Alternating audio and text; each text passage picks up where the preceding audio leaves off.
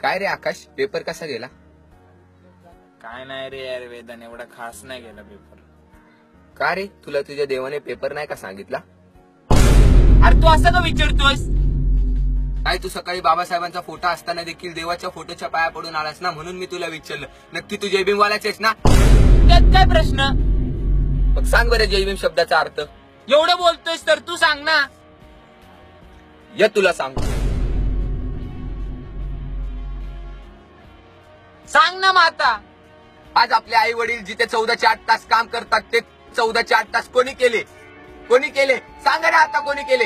ते आहेत डॉक्टर बाबासाहेब आंबेडकर. आपल्याला अन्न, वस्त्र, निवारा दिला, देशाला राज्यघटना दिली, सर्व स्त्रियांना त्यांच्या हक्काची व कायद्याची जाणीव करून दिली, सर्व मागासवर्गीयांना त्यांचा हक्क मिळवून दिला आपल्या डॉक्टर बाबासाहेब आंबेडकरांनी.